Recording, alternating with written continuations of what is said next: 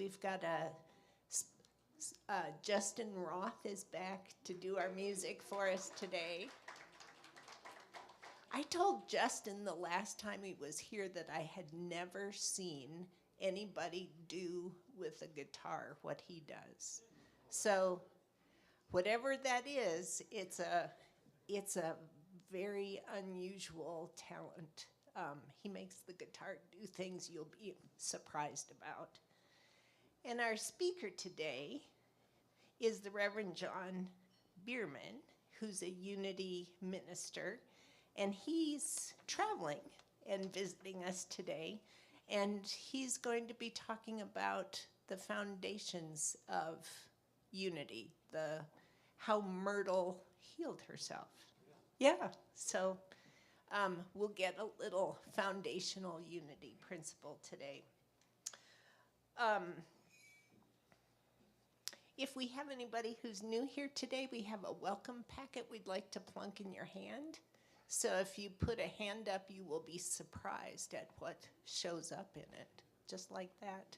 Manifest from the universe.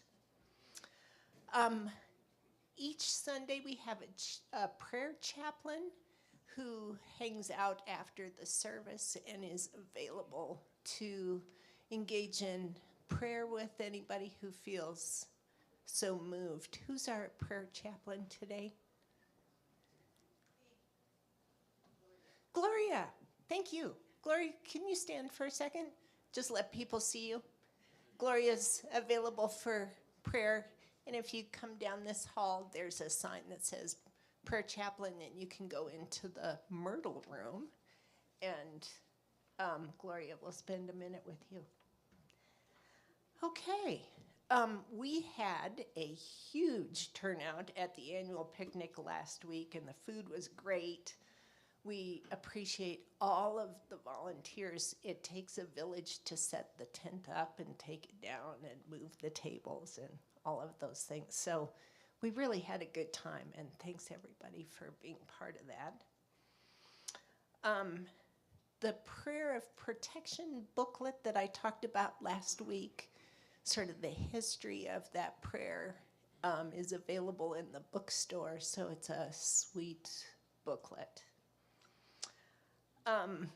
We've got a marketplace going on, so people are donating talents or services, and you can scan them on the back table, and if you'd like to do something, the donation comes to Unity. There are horse rides coming at my house, so if anybody's interested in that. Volleyball tickets too, so all kinds of things. Take a look at what's on that back marketplace table. The September movie night will be Friday the 8th at 7 p.m., and we'll be watching The Shift from Wayne Dyer. Today, the community lunch bunch will head to Rise after the service to have breakfast or lunch together. And Leanne, do you want to talk about the garage yard sale event?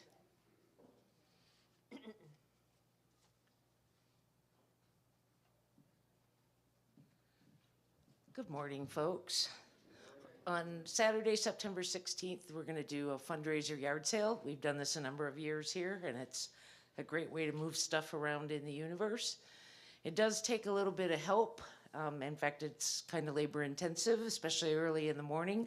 So I'm going to pass this sign-up sheet for volunteers to help out with that. And I'll just give you up next Sunday when you come to church.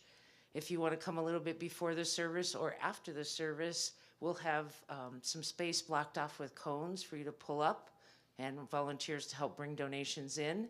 And you can also drop off donations during the week when the office is open. Julie is here to open the building. She's not here to carry your donations.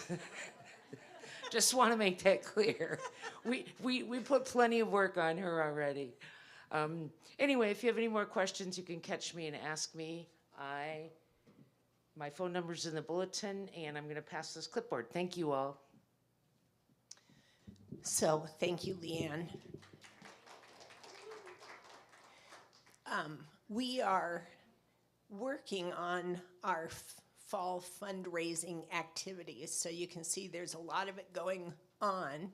Our goal is $12,000 between now and the end of the year, and that will help us end the year break even. So it takes about $2,000 a week to keep us running. So if you kind of look around and do the math, it's really helpful for everybody to help. So anyway, your donations at the service are really helpful to us, important to us, and participating in the fundraising is important to us. So, and online, don't forget online. We have the QR codes, we've got ways to accept checks and cash and PayPal and Zettles. We just make it so easy for you to support our unity. All right, thanks everyone. Let's engage in our unity blessing this morning. Our unity centers us in light and peace, allowing us to recognize our God within and to radiate that love to the world. Thanks, everyone.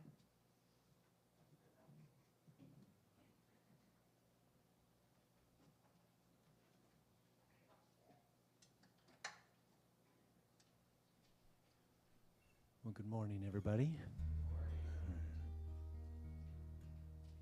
There's a song called Hope.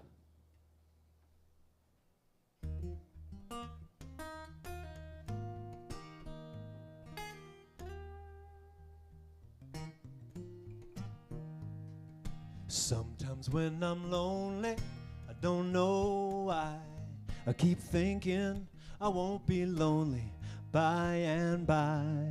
'Cause even in the darkness of the deepest night, the earth is ever spinning towards a new sunrise.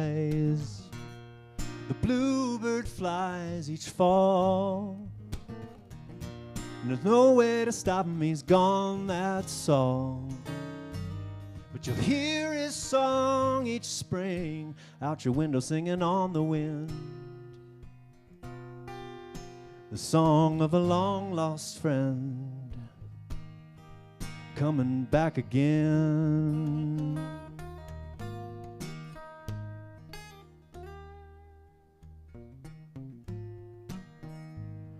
Sometimes when I'm weary, my head hangs low. My thinking keeps me sinking, but my heart still knows that even underneath the weight of this heavy load, there's nothing lasts forever down this crooked road. Winter wind may chill the bone, days grow shorter and the nights too long, but the cold moon rise and fall turns the tide from lost to found, to looking up instead of down. Listen, the silence that surrounds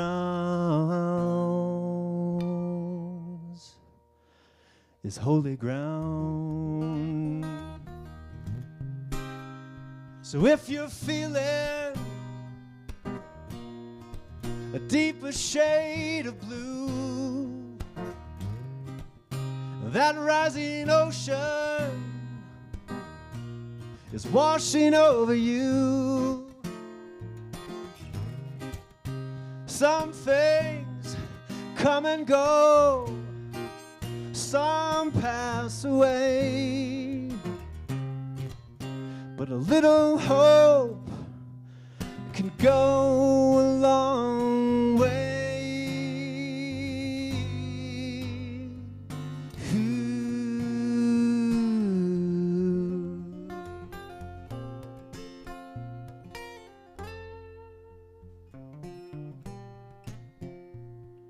Sometimes when I'm lonely, I don't know why. I keep thinking I won't be lonely by and by.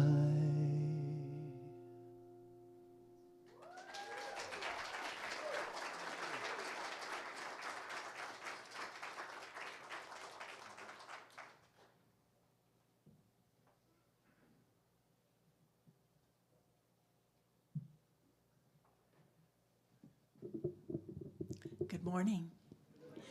When Jim and I were at Unity Village going to school, we'd get out of class about 5 to 12, hungry, ready to be done with papers and books.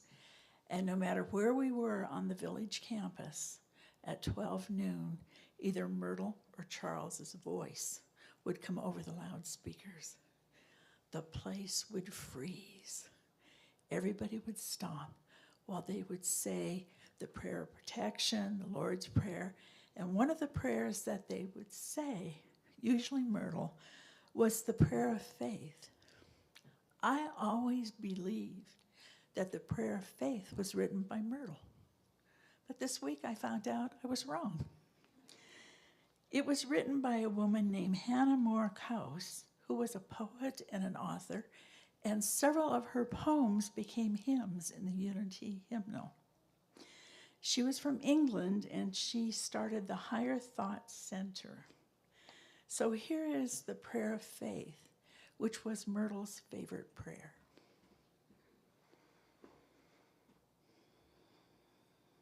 God is my help in every need. God does my ever hunger feed. God walks beside me, guides my way through every moment of this day. I now am wise. I now am true, patient and kind, and loving too. All things I am can do and be through Christ the truth that is in me. God is my health, I can't be sick. God is my strength, unfailing quick. God is my all, I know no fear, since God and love and truth are here, and so it is.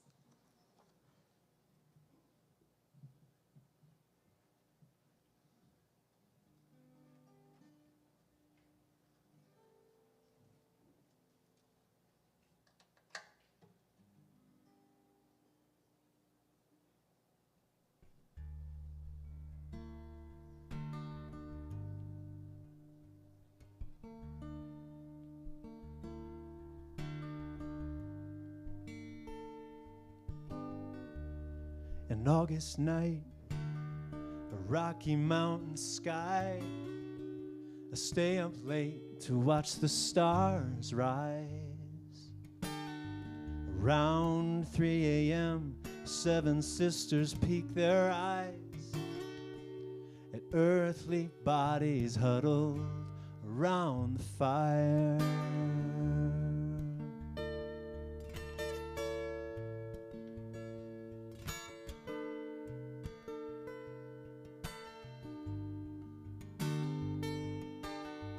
They look in wonder down on the land as stars are born and rise under them. And it doesn't matter if you're an ember or a flame or a cinder rising towards the sky. The light we give is not ours to tame, but just to let it shine.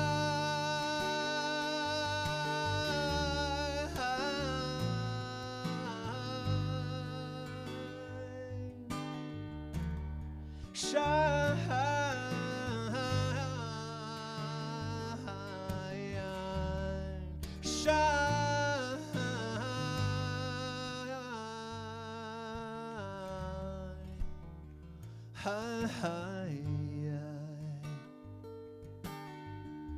shine.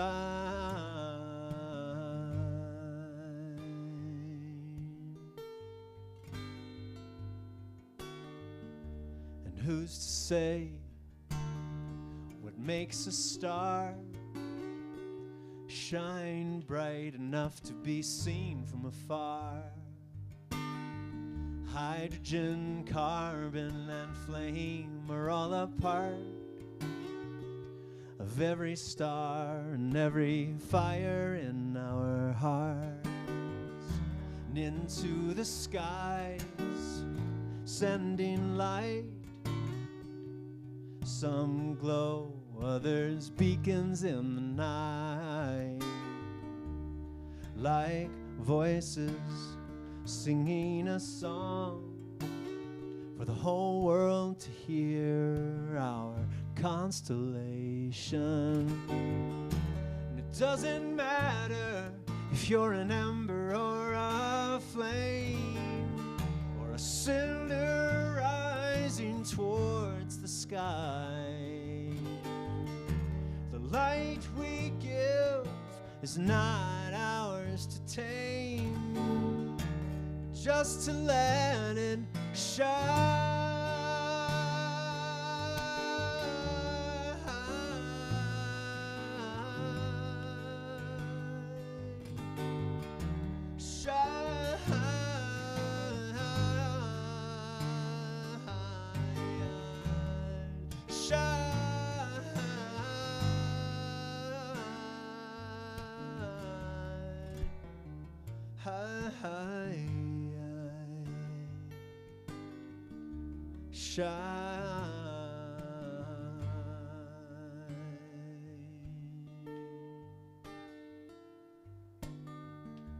An August night, a rocky mountain sky.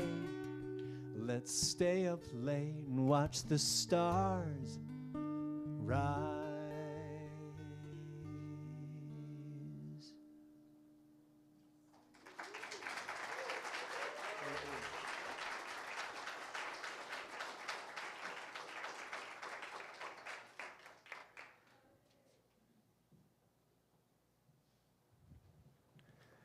Thank you, Justin. That was beautiful. Thank you so much.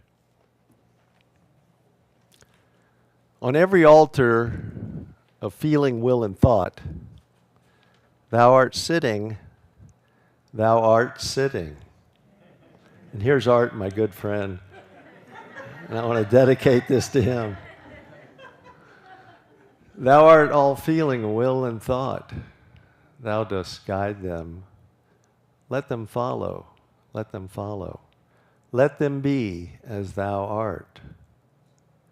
In the temple of consciousness, there was the light, thy light. I saw it not, but now I see. The temple is light. The temple is whole. I slept and dreamt that the temple broke with fear, worry, ignorance. I slept and dreamt that the temple broke with fear, worry, ignorance. Thou hast wakened me, thou hast wakened me. Thy temple is whole, thy temple is whole.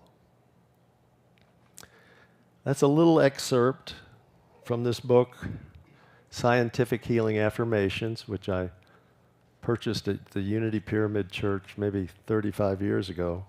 It was 99 cents. And I've had it ever since, and I'm going to come back to this book in a minute. But right now I want to talk a little bit about Myrtle. Thanks, Sharon, for reading that prayer of faith. Myrtle was, in her early marriage, was very ill. And most of you know this story. She had tuberculosis. At that time was life-threatening. And she had just gotten married to Charles. He was a real estate broker.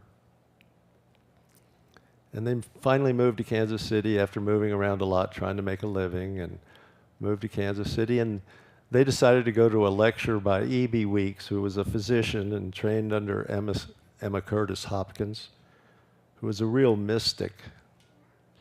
And they went to this meeting, this workshop, and he said something that resonated with her, and that is that I am a child of God, and therefore I do not inherit sickness. Pretty simple statement. But it really resonated with her. And I consider her and Charles, co-founders, but she was the mystic, I believe, in my mind, that really created the unity movement. And this revelation that she created, this discovery, was really a change in her consciousness, because she took that simple statement and began to work with it. And it began to change her consciousness. She began to sit in prayer and meditation, and then she began to invite others into that time of prayer and meditation, and they formed prayer circles. One thing led to another, and she had this more or less miraculous healing. And you know, it was really not about that physical healing, it was about her change in her consciousness. In fact, from Healing Letters by Myrtle Fillmore, we will not say that the work we do here has anything to do with healing. That's an interesting statement. We do not promise results unless we have faith and the cooperation of those from whom we pray and to whom we give instruction. After all, it is not the physical and mental relief that means most to the persons receiving treatment, and we are not so much concerned about the results as we are about our growth in consciousness that will make the results abiding. So coming back to that book by Paramahansa Yogananda, almost identical type of concept. About a year ago, I was right in the grips of dealing with a little growth on my face, and went to a dermatologist when we got back. We come out for the summer. Dermatologist said, nothing to worry about. It's nothing. You probably inherited from your parents. No big deal. She didn't even take a biopsy. But then I developed a little tumor under my chin, and so I thought, well, I better go to my physician. So I went to my doctor, and they said, oh, it's nothing probably, but let's take a biopsy and see. And they sent the biopsy off, and sure enough, it came back as what they called at the time small cell cancer, which was a misdiagnosis. Small cell cancer is pretty serious. Any cancer is fairly serious. So I immediately got on the phone and made an appointment at MD Anderson in Houston, and my wife and I went for treatment there. But the first thing I did when I found out that I had what they'd misdiagnosed, it really turned out to be Merkel Cell Carcinoma, which is a pretty deadly type of skin cancer. But immediately, every morning, I would get up and I'd go for this book. And this is on page 46 where that part that I recited starts. But it goes for several pages. And if you know much about Paramahansa Yogananda, he was one of the first to bring Eastern ideas to the West. And he formed the Self-Realization Fellowship, and Art's been there in LA, and it's really quite a facility. But as I got up every morning and I read that, you know, there was so much fear at that time, and that was at the same time when the previous hurricane that hit Florida, we live in Florida, came through. So there was this we were moving all our furniture up to a higher level. I was dealing with this idea of life-threatening cancer. Something happened to me when I started, and I had used this for years, this book. Whenever I start to feel a little ill or cold, I'd go to it and read those affirmations and put that out to the universe, that belief. And it began to change my consciousness. Now, our consciousness is not something that's rigid or firm. We have to work with it. And so that's what I did. Every morning I would begin to say that affirmation. And then during the day I would say it when fear would come up. So I would say between the affirmations and the prayers that I received from our community in Florida and from the treatment that I received at MD Anderson, right now I have no evidence of disease. I have to go back every several months for a scan to prove to the doctors that this works. But you know, I really believe that all of us can have that same change in consciousness. All of us. And it's a small shift. I remember one time I was going to the Pyramid Church in Houston, and they had this Swami come and speak. He had on a white robe, and he was all adorned. And I was so impressed.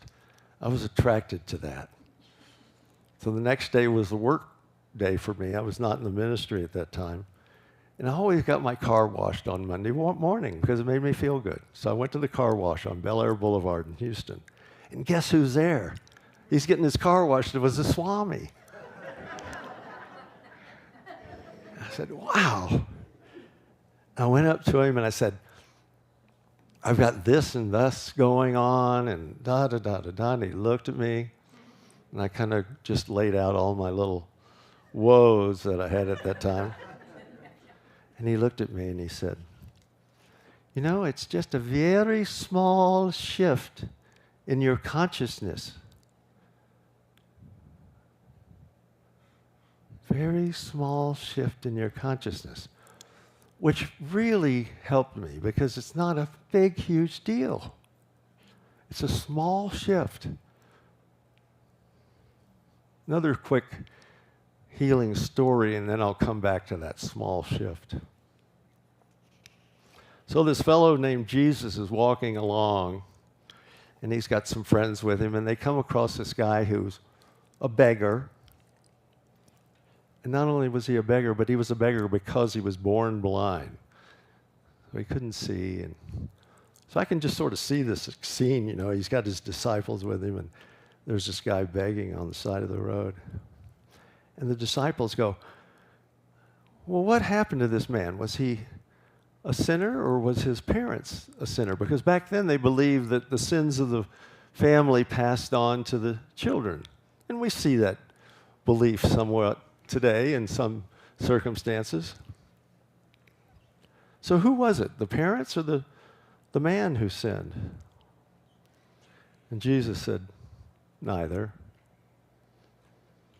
That was a demonstration. He's born blind so that we can demonstrate the power of God working in this man. So, long story short, you all know the story that he was healed. Jesus picked up some earth and mixed it with some saliva and put it on him and said, now you go wash that off in the pool of Siloam, which represents healing. And the guy did it, and he was healed. He could see. In a manner of speaking, and don't take offense at this, but in a sense, we're all born blind. And in Hinduism, they call it Maya, M-A-Y-A. We're all born blind. We're all born with, as I came up, you know, I had some health challenges, and I remember my mother was just really uptight about them, and that's not the right word, but she was very concerned. And so in Myrtle's life, she believed that this tuberculosis, these diseases, that the sickness was something part of her until she had this revelation. So, until she had this change in her consciousness. And so, you know, we're all born with sort of a sense of the physical material world. I mean, if we could only have the right house, if we could only have right career, right partner, right whatever, you know, and that's that focus on the outside rather than the focus on within, finding that truth within each of us and living from that. And I think that's what we're here for, to learn how to live through the truth of who we really are, which is that Christ consciousness, that change, that shift from looking outward to being inward driven, inward motivated.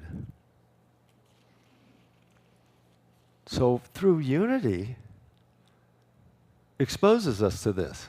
I know it did me. Wow.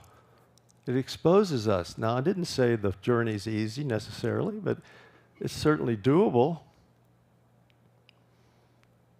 And this idea that we're not the consciousness, we can't do something to fix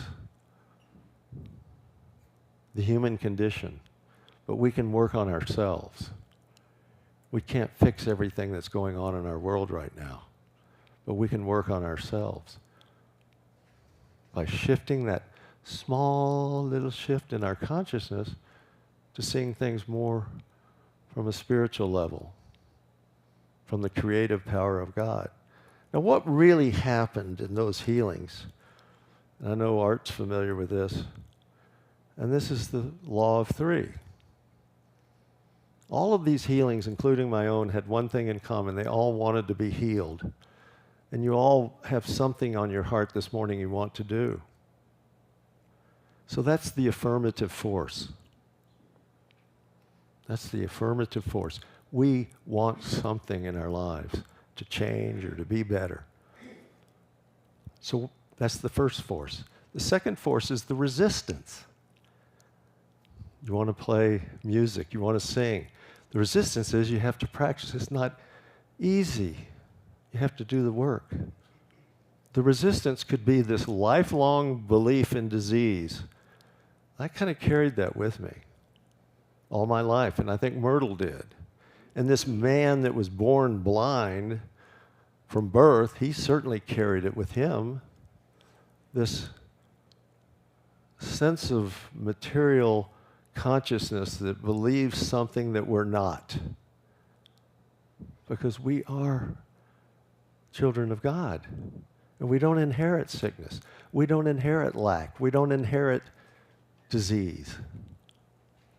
So the third and the most important force is this third force, which is the neutralizing force. So you have the affirmative force, the resistance, and then you have the neutralizing. And this is the one where we all want to jump ahead. So we had a church in Florida for several years, and when I went through these medical conditions, I retired, and I thought I was retired for good. But now we kind of want to move back to, so we have this affirmative force. We want to move back to Colorado. Where's the resistance? Well, we looked in Colorado Springs, we looked in and the resistance, prices are really high right now in real estate. It's hard to find a place. And so what's the neutralizing force? What was the neutralizing force in the healing of the man born blind? It was that he went to that, it wasn't that he went to the pool of Siloam, it was the belief in the healing of the pool of Siloam. And in Myrtle's case, it wasn't, the fact that she did all that prayer and meditation. It was her change in consciousness within that allowed the healing to come forth. I don't know what the answer is for us, but we have to be patient and wait for that neutralizing force. So whatever you want to create today, a healing, a new vocation, a new avocation, a new partnership, play with this law of three. That's my suggestion, is to play with this law of three, and whatever you want, note the resistance, but then be willing to wait. Be willing to wait and be patient on this neutralizing force and see what happens. God bless you.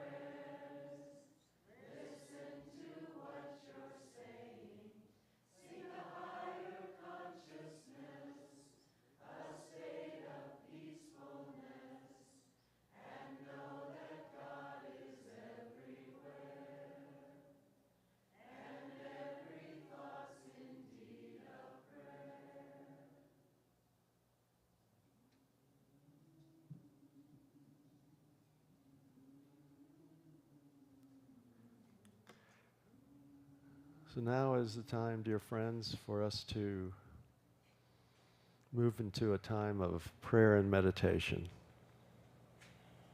So I encourage you to take these words into your time of meditation.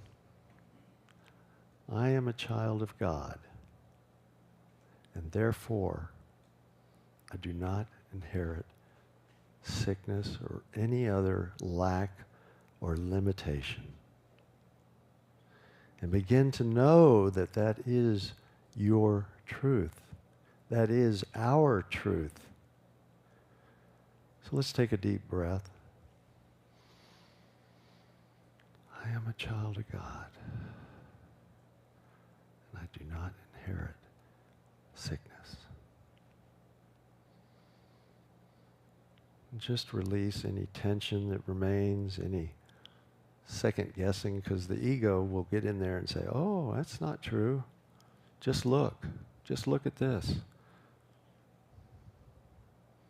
Just say, thank you. Thank you for sharing.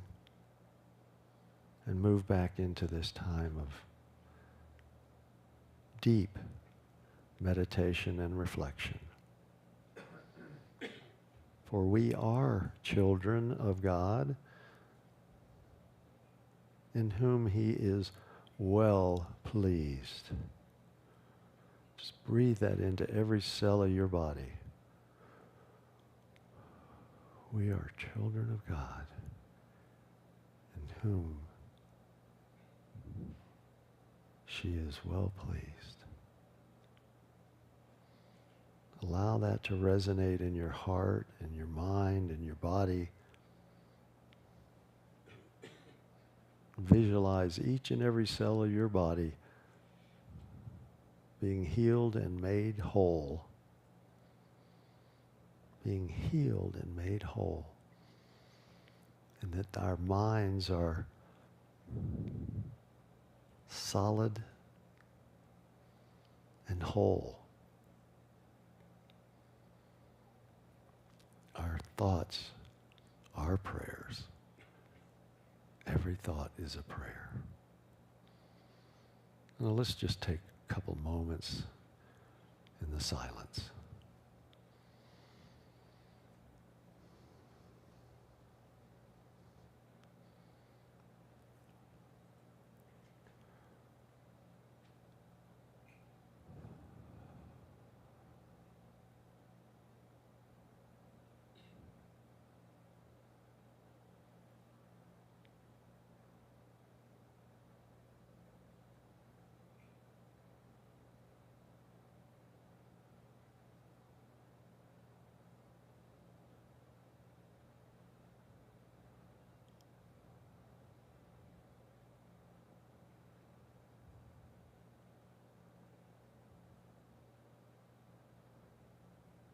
Thank you, sweet, sweet Spirit, for this time together, knowing the truth of who we really, really are. And so it is. Amen.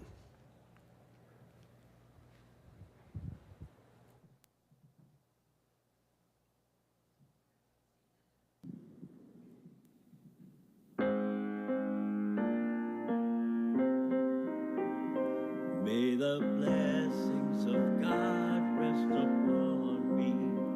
May God's peace abide in me. May God's presence abide, illuminate my heart. May God's now and forever illuminate my heart. May the blessings of God rest upon you. May God's peace abide in you. May God's presence abide, illuminate your heart. May God's now and forever illuminate.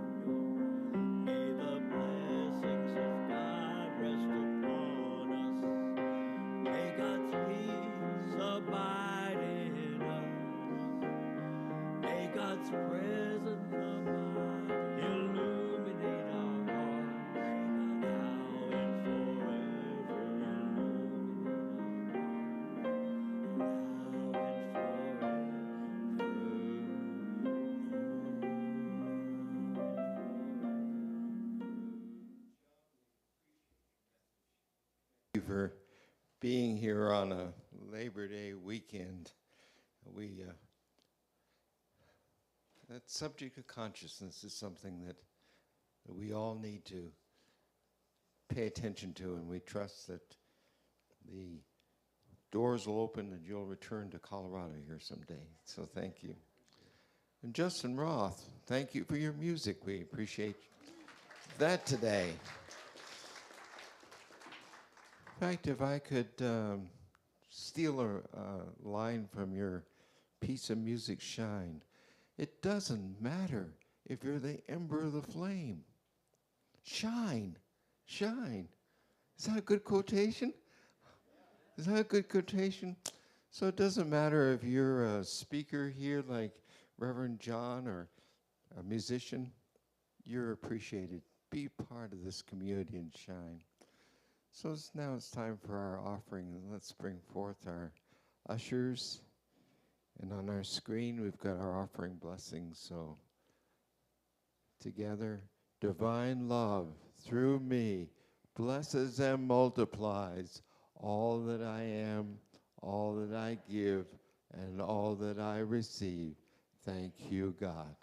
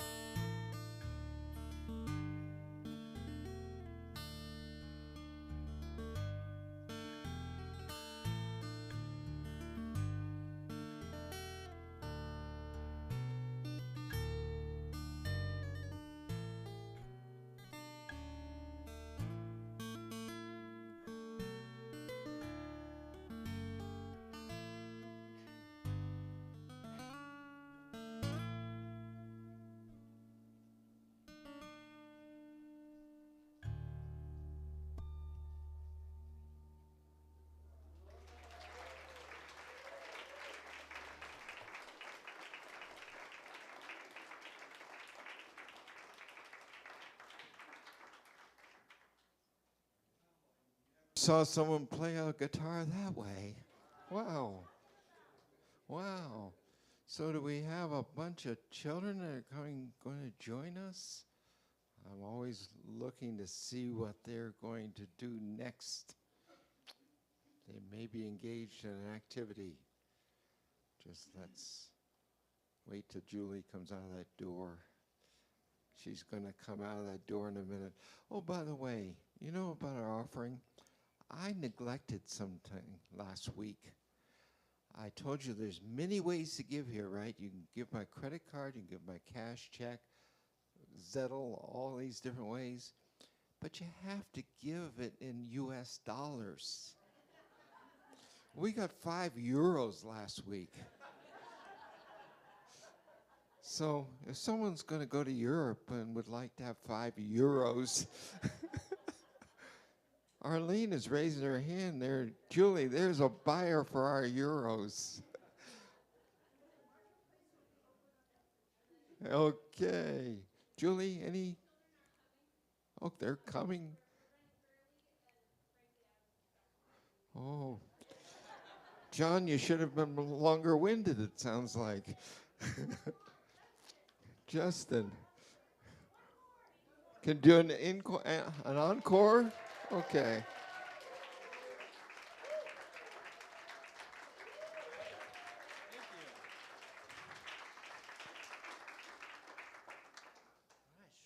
Sing or play? What? This is off script.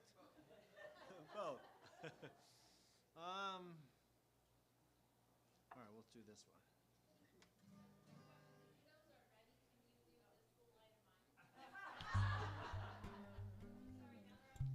They're all ready? Yeah, sure. I think I got it. Let's let Justin do her. Okay. Do Okay. this little light of mine? Yeah. Okay. This bright light of mine. Oh, okay. Okay. Together. This bright light of mine, I'm gonna let it shine. This little light of mine, I'm gonna let it shine. This bright light of mine, I'm gonna let it shine. Let it shine, let it shine, let it shine. They're going down. I'm gonna let it shine. This thing gonna be mine. I'm gonna let it shine. Here at the corner of Lions and Vine, I'm gonna let it shine. Let it shine, let it shine, let it shine. Let it shine, let it shine. Okay, Nancy Hughes. We have a tendency to lose a lot of kids on the way from there to here. It's amazing how that happens, but it's fine. It's fine. We want them to be comfortable with whatever we choose to do. Today, we talked about what? Respect. You want to talk about respecting your friends? Oh, okay. Change your mind here. That's okay. All right, on. Respect means treating me with kindness. How can I respect myself? Sleep, playtime, eat and drink.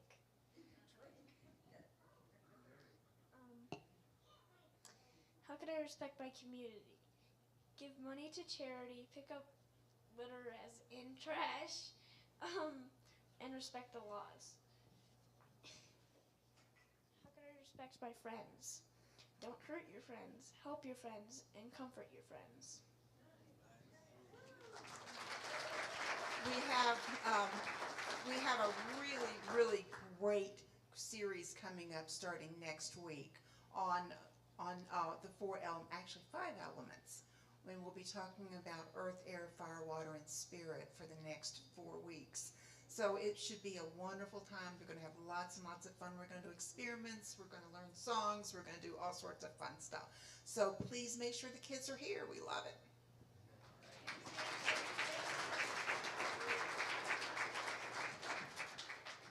And thank you, Nancy. If you know of kids in your neighborhood, invite them. Invite them. Come on down here on Sunday morning at 10 o'clock. We've got a kids meet up here. We're going to expand it with all kinds of exciting things. So, Oh, the marketplace. The marketplace is open. There is a after church luncheon at, okay, we got that going. We got a chaplain's team meeting. So, and Dustin Roth has CDs for sale over here.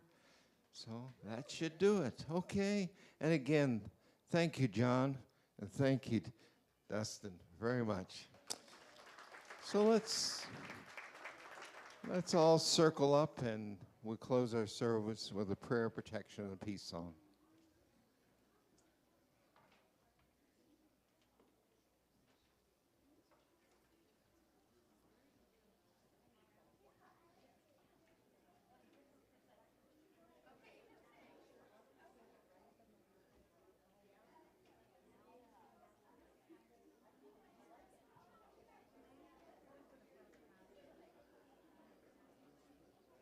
So together, the light of God surrounds us. The love of God enfolds us. The power of God protects us. The presence of God watches over us. Wherever we are, God is and